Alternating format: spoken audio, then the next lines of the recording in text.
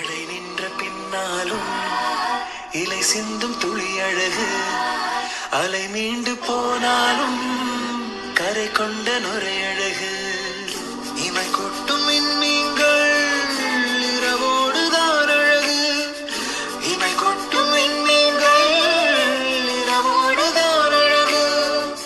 இளமாறும் கண்ணுக்கு எப்போதும் நான் அழகு, கண்ணுக்கு மை அழகு, கவிதைக்கு பொய் அழகு, அவருக்கு பூ அழகு, அவருக்கு நான் அழகு.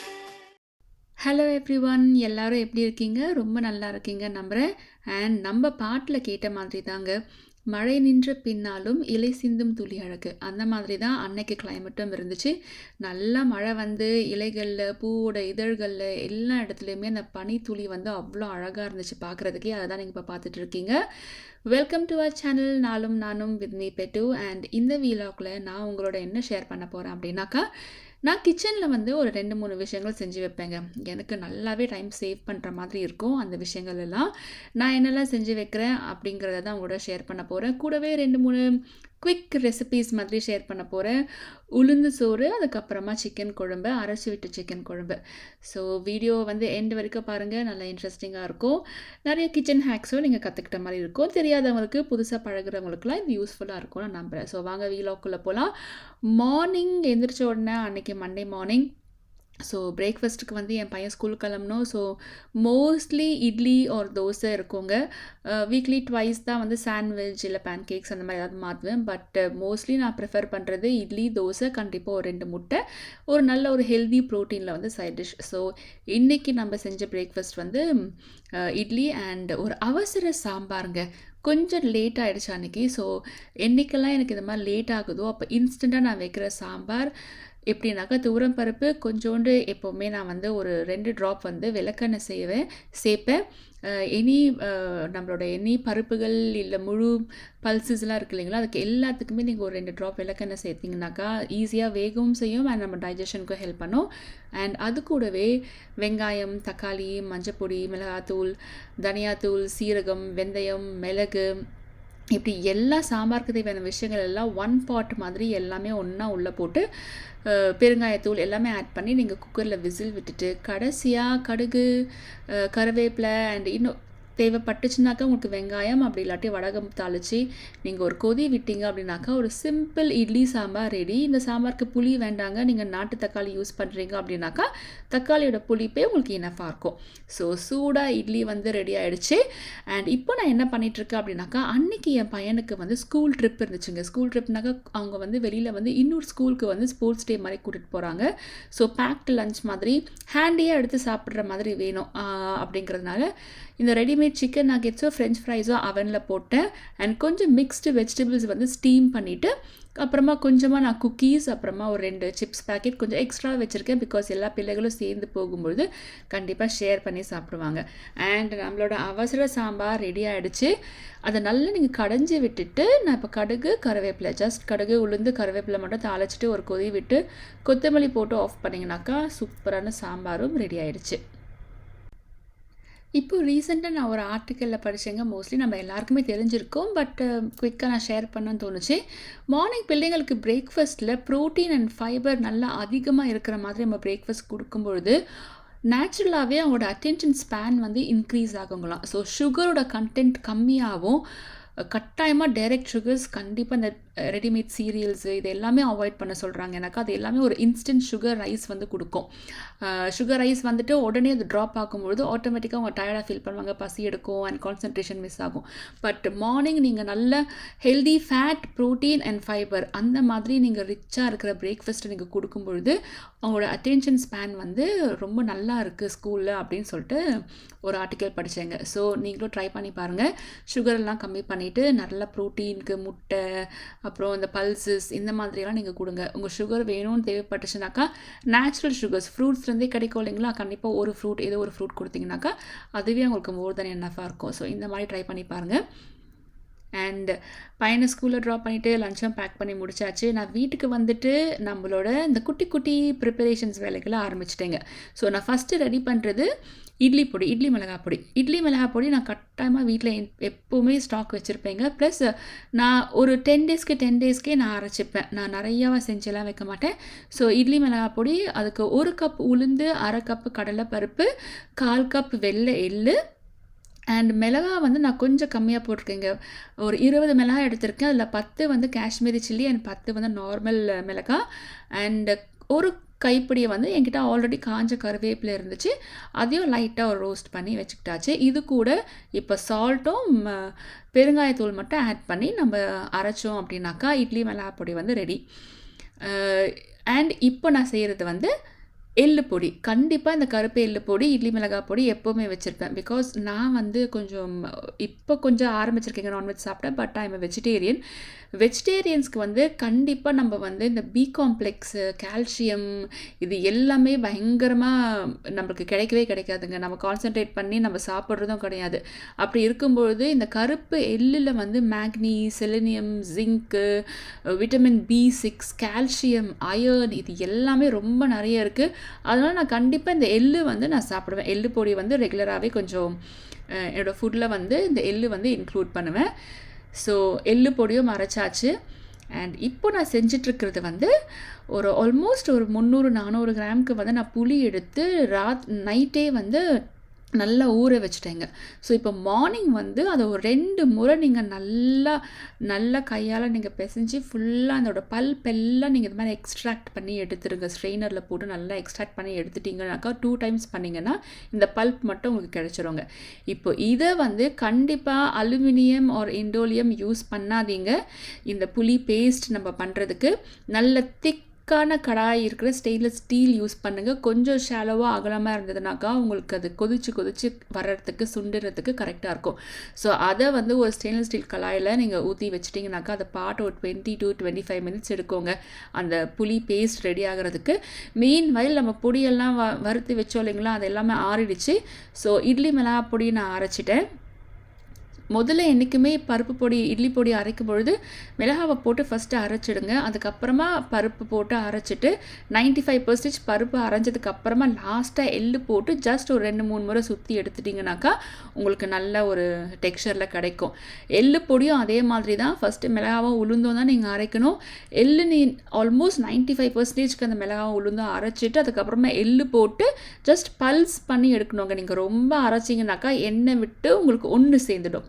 பவுடராக கிடைக்காது, உங்களுக்கு ஒன்றாயிரும் உங்களுக்கு அந்த பொடி. அதனால நீங்கள் அதை கேர்ஃபுல்லாக அரைச்சி எடுத்துக்கோங்க. எள்ளு பொடிக்கு வந்து பெருங்காயம் கிடையாதுங்க, ஜஸ்ட் சால்ட் மட்டும்தான். அதுக்கு எள்ளோட ஃப்ளேவர் மட்டும்தான். நீங்கள் புளி பேஸ்ட்டு பார்த்தீங்க, அதை பார்த்துட்டு கொதிச்சுட்டே இருக்குங்க.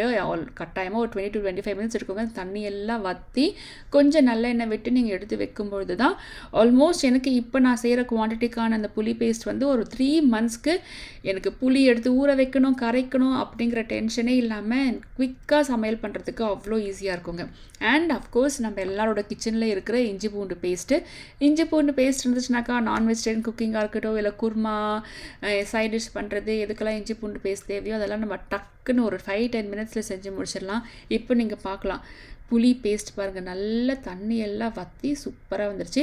இந்த புளி பேஸ்ட் நீங்கள் செய்யும்பொழுது இப்போ நான் கிச்சன் நீங்கள் பார்க்குறீங்களா, கேஸ் பக்கெட்டில் எதுவுமே வைக்காதீங்க. ஏன்னா அது நல்லா கொதிச்சு வெளியில் ஃபுல்லாக சிதறி உங்களுக்கு கொஞ்சம் க்ளீன் பண்ண வேண்டியதாக இருக்கும்.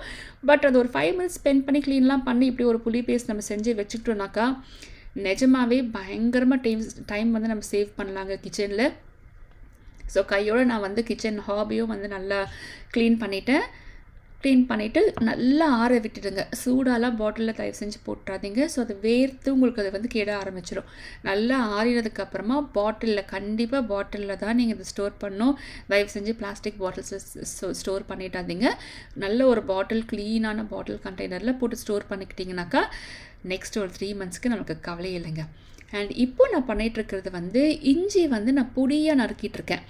நம்மளோட சமையலில் வந்து நான் நிறைய விஷயங்களுக்கு உப்புமாக்கு, கிச்சடிக்கு இந்த மாதிரி நிறைய, அப்புறம் பொரியலுக்கே சொல்கிறேங்க, உருளைக்கிழங்கு பொரியல், வாழைக்காய் பொரியல், இது எல்லாத்துக்குமே நான் வந்து பொடியாக நறுக்கின இஞ்சியும் பச்சை மிளகாய் நிறைய டிஷ்ஷஸ்க்கு வந்து நான் ஆட் பண்ணுவேன். ஸோ அந்த அவசரத்தில் வந்து காலையில் அவசரமாக இந்த பொடியாக நறுக்கிறது தான் நமக்கு பயங்கர டைம் வந்து எடுக்குங்க. ஸோ இஞ்சியை இந்த மாதிரி பொடியாக நறுக்கிட்டு நீங்கள் அந்த ஐஸ் க்யூப் ட்ரே இருக்கு இல்லைங்களா, அதில் குட்டி குட்டி அந்த க்யூப்ஸில் நீங்கள் போட்டு வச்சுட்டு ஃப்ரீஸ் பண்ணிவிடுங்க. அதுக்கப்புறமா அதை நீங்கள் எடுத்தீங்கன்னாக்கா க்யூபாக வந்துடும். ஜிப்லாக்கில் போட்டு ஃப்ரீசரில் வச்சுக்கிட்டீங்க அப்படின்னாக்கா டக்குன்னு ஒரு க்யூப் எடுத்தோமா, உப்புமா செஞ்சோமா, டக்கு நம்ம சமைச்சு முடிச்சோமா அப்படின்ட்டு இருக்கும். அந்த நேரத்துக்கு கத்தி வச்சுக்கிட்டு குட்டி குட்டியாக நம்ம கட் பண்ண வேண்டிய அவசியமே இருக்காதுங்க. ஸோ நல்லாவே நம்ம டைம் சேவ் பண்ணுவோம். அண்ட் அதுக்கப்புறமா கொஞ்சம் பெரிய பெரிய துண்டுகளாக இஞ்சி நான் ஏன் நறுக்கி வச்சு அதையும் ஃப்ரீஸ் பண்ணேன்னாக்கா, நான் இந்த இஞ்சி தட்டி போட்டு நிறைய இஞ்சி சினமன் போட்டு டீ இந்த மாதிரி நிறைய இந்த ஹெர்பல் டீஸ்லாம் குடிப்பேங்க. அதுக்கு எனக்கு இஞ்சி தேவைப்படும். டீ செய்கிறதுக்குமே இஞ்சி தேவைப்படும். அதுக்கு நான் க்யூபாக கட் பண்ணி சேவ் பண்ணி ஸ்டோர் பண்ணிவிட்டேன். ஃப்ரீசரில் போட்டு ஜிப்லாக்கில் போட்டு வச்சுட்டேன். அண்ட் இப்போ நம்ம செஞ்சிட்ருக்கிறது வந்து உளுந்தஞ்சோறு, கருப்பு உளுந்து போட்டு செய்கிறது. ஸோ ஃபஸ்ட்டு நல்லெண்ணெய், கண்டிப்பாக இதுக்கு நல்லெண்ணெய் யூஸ் பண்ணுங்கள். சீரகம், வெந்தயம் தாளிச்சிட்டு, வெங்காயம், நிறைய குட்டி பூண்டு இருக்கு இல்லைங்களா, நம்ம ஊர் நாட்டு பூண்டு அண்டு கருவேப்பிலை, 2 பச்சை மிளகாய், இதெல்லாம் தாளிச்சிட்டு அளவான தண்ணி, நான் 1 கப்பு அரிசிக்கு 1 கப்பு புழுங்கல் அரிசிக்கு 1/2 கப்பு உளுந்து எடுத்திருக்கேன். ஸோ 1/2 கப்பு இல்லைங்களா, 1/2 கப்புக்கு நீங்கள் தாராளமாக ஒரு 4லேருந்து 5 கப்பு தண்ணி வைக்கலாம். தண்ணி வச்சு தண்ணி கொதிச்ச உடனே நம்ம வாஷ் பண்ணி வச்சுருக்க உளுந்து, இந்த சாதம் அதெல்லாம் போட்டு அரிசியும் போட்டு சால்ட், தேவையான சால்ட் அண்ட் தேங்காய், நல்ல ஒரு கைப்பிடி தேங்காய் போட்டு குக்கரை மூடி 3 விசில் 3 to 4 விசில்ஸ் நீங்கள் விட்டு எடுத்திங்கன்னா ஒரு சூப்பரான உளுந்து சோறு வந்து ரெடி ஆகிடுச்சு. அதுக்கு செம்ம காம்பினேஷனான சிக்கன் அரைச்சி விட்ட குழம்பு ரெசிபி தாங்க நீங்கள் பார்க்குறீங்க. நல்லெண்ணெயில் சீரகம், சோம்பு, பட்டை, கிராம்பு, ஏலக்காய், கல்பாசி இதெல்லாம் தாளிச்சிட்டு, கொஞ்சமாக மிளகும் தாளிச்சிட்டு, வெங்காயம், கொஞ்சமாக கேஷ்யூஸ், அப்புறமா 2 வரமிளகாய் மட்டும் போட்டிருக்கேங்க. போட்டு நல்லா வதக்கிட்டு ஆஃப் பண்ணும்பொழுது கொஞ்சம் கொத்தமல்லி, புதினா ஆட் பண்ணி ஆஃப் பண்ணிவிடுங்க. இது நம்ம அரைச்சி ஒரு பேஸ்ட் மாதிரி செஞ்சு வச்சுக்கணும் சிக்கன் குழம்பு செய்கிறதுக்கு. ஸோ சைடில் வந்து நம்ம உளுந்து சோறு வந்து ரெடி ஆகிடுச்சு. நான் அதை ஹாட் பேக்கில் மாற்றிட்டு சிக்கன் குழம்பு செய்கிற ரெசிபி நான் உங்களுக்கு சொல்கிறேன்.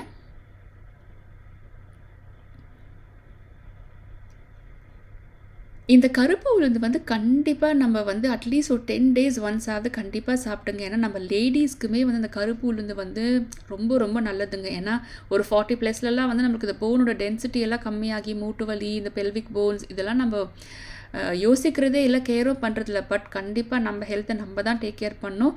அதுக்காகவாவது கண்டிப்பாக இந்த மறந்து போன இந்த பழைய பாரம்பரிய விஷயங்கள்லாம் நம்ம திரும்பி ஞாபகப்படுத்தி நம்ம சமையல்லையே இதெல்லாம் இன்க்ளூட் பண்ணும்பொழுது கட்டாயமாக இந்த மாதிரியான விஷயங்கள்லாம் நம்ம வந்து ஃப்யூச்சரில் வந்து ரொம்ப சீக்கிரம் நம்மளுக்கு வரதெல்லாம் கண்டிப்பாக தடுத்துடலாங்க. நல்ல ஒரு ஹெல்தி லைஃப் நம்ம லீட் பண்ணலாம். ஸோ சிக்கனுக்கு அதை வதக்கி வச்சுட்டு அதை அரைக்கிறதுக்கு தனியாக ஆற வச்சாச்சுங்க. மீன்வேல் இன்னொரு கடாயில் கொஞ்சமாக எண்ணெய் விட்டு ஜஸ்ட் சோம்பு, கொஞ்சமாக பிரிஞ்சி எல்லாம் மட்டும் தாளிச்சிட்டு, வெங்காயம் தாளிச்சிட்டு, இஞ்சி பூண்டு பேஸ்ட், சிக்கன் அண்ட் மஞ்சள் பொடி, சால்ட் போட்டு நல்லா வதக்கிடுங்க. சிக்கன்லேருந்து தண்ணி பிரிஞ்சு வர அளவுக்கு வதக்கிட்டு, அண்ட் இப்போ வந்து பிளெயின் சில்லி பவுடர், தனியா பவுடர் மட்டும் ஆட் பண்ணியிருக்கேன். ஆட் பண்ணி இதையும் நல்லா வதக்கிட்டு தேவையான அளவுக்கு தக்காளி ஆட் பண்ணிக்கோங்க. நான் ஒரு 1.5 தக்காளி ஆட் பண்ணியிருக்கேன். ஸோ தக்காளி ஆட் பண்ணி தக்காளி நல்லா அதை கரைஞ்சி எண்ணெய் பிரிஞ்சு வர அளவுக்கு நம்ம நல்லா வதக்கணுங்க. என்ன சமையலாக இருக்கட்டும்ங்க, அதாவது பொருட்கள் வதங்கிறதுக்கு நீங்கள் டைம் கொடுத்தீங்கன்னா கட்டாயமாக தானாகவே டேஸ்ட் நீங்கள் சமைக்கிற சமையலுக்கு வந்துடுங்க. நம்ம என்றைக்கு அவசரமாக வதங்க டைம் கொடுக்கலையோ அன்றைக்கி தான் நமக்கு அந்த கரெக்டான ஒரு டேஸ்ட் வந்து கிடைக்காது. ஸோ தக்காளி நல்லா வதங்கினதுக்கப்புறமா நம்ம வதக்கி வச்சோம் இல்லைங்களா, அந்த அரைச்ச பேஸ்ட்டையும் ஆட் பண்ணி சால்ட் மட்டும் இந்த டைமில் டேஸ்ட் பண்ணிக்கோங்க. ஆட் பண்ணிவிட்டு நல்லா ஒரு கொதி விடுங்க. நல்லா கொதித்து எண்ணெய் பிரிஞ்சு வர அளவுக்கு நீங்கள் கொதி விடுங்க. ஸோ நல்லா எண்ணெய் பிரிஞ்சு வர அளவுக்கு நம்ம கொதிக்க விட்டாச்சு. சூப்பரான இந்த புதினா ஃப்ளேவர் உங்களுக்கு பிடிக்கும்னாக்கா கண்டிப்பாக இந்த சிக்கன் ரெசிபி ட்ரை பண்ணி பாருங்கள். ஒரு புதினா ஃப்ளேவரோட ஒரு சிக்கன் கிரேவி வந்து சிக்கன் குழம்பு ரெடி ஆகிடுச்சு. இந்த உளுந்தஞ்சோறு, அதுக்கப்புறமா முழு பச்சை பயிரில் ஒரு சாப்பாடு செய்வோம் இல்லைங்களா, சாதம், பச்சை பயிறு சாதம், இது எல்லாத்துக்குமே இந்த சிக்கன் குழம்பு வந்து ரொம்ப நல்லாயிருக்கும். நார்மல் ஒயிட் ரைஸ்க்கும் நல்லாயிருக்கும். அண்ட் இட்லி, தோசைக்கு, கல் தோசைக்கெலாம் செம்ம சூப்பராக இருக்கும். நாங்கள் மதியம் வந்து உளுந்தச்சோறு சிக்கன் குழம்பு சாப்பிட்டுட்டு நைட்டுக்கு வந்து செம்ம சூப்பராக சாஃப்ட் இட்லியோட இந்த சுட இந்த சிக்கன் குழம்பை ஊற்றி நைட்டு வந்து சிக்கன் குழம்பு அண்ட் இட்லியோடு அன்றைக்கி டே வந்து நாங்கள் வந்து ஃபினிஷ் பண்ணிட்டோங்க. உங்கள் வீட்டில் பொன் குழந்தைங்கள் இருந்தாங்கனாக்கா கண்டிப்பாக இந்த உளுந்தச்சோறு அண்ட் இது எள்ளு பொடி இது எல்லாமே ரெகுலராக கொடுங்க. கண்டிப்பாக நீங்கள் உங்களோட குழந்தைங்களுக்கு இதெல்லாம் கொடுத்து நீங்கள் டேக் கேர் பண்ணுவீங்கன்றது எனக்கு தெரியும். அதே சமயத்தில் அவங்களுக்கு செஞ்சு கொடுக்கும்பொழுது நீங்களுமே கொஞ்சம் சாப்பிடுங்க. ஏன்னாக்கா நம்மளோட ஹெல்த் வந்து நம்ம தாங்க கேர் பண்ணிக்கணும். ஏன் நம்ம கேர் பண்ணிக்கணும்னாக்கா நம்ம பிள்ளைங்களையும் நம்மளை சுற்றி இருக்கிறவங்களும் நம்ம கேர் பண்ணுறதுக்கு நம்ம ஹெல்த் முதல்ல ரொம்ப நல்லா இருக்கணும். ஸோ கண்டிப்பாக நீங்களுமே வீட்டில் இருக்கிற லேடிஸுமே நல்லா சமைக்கிறீங்களா, மற்றவங்களுக்குலாம் கொடுக்குறீங்களா, அதே சமயத்தில் நீங்களுமே நல்லா சாப்பிட்டு நல்ல ஹெல்த்தியான சாப்பாடாக சாப்பிட்டு நம்ம ஹெல்த்தியாக இருக்கணுங்க. ஸோ நைட்டுக்கு வந்து இட்லி அண்ட் சிக்கன் குழம்பு ரெடி ஆகிடுச்சு. அண்ட் நம்மளோட வீலாகோட எண்டுக்கு வந்தாச்சுங்க. இந்த வீலாக் உங்களுக்கு பிடிச்சிருக்கும் நம்புகிறேன். பிடிச்சிருந்துச்சுனாக்கா கண்டிப்பாக ஒரு லைக் பண்ணுங்கள், ஷேர் பண்ணுங்கள் அண்ட் மறக்காமல் நம்ம சேனலுக்கு சப்ஸ்கிரைப் பண்ணிக்கோங்க. ஸோ உங்களை இன்னொரு வீலாகில் நான் மீட் பண்ணுறேன். Until then take care and bye. கவிதைக்கு பொய்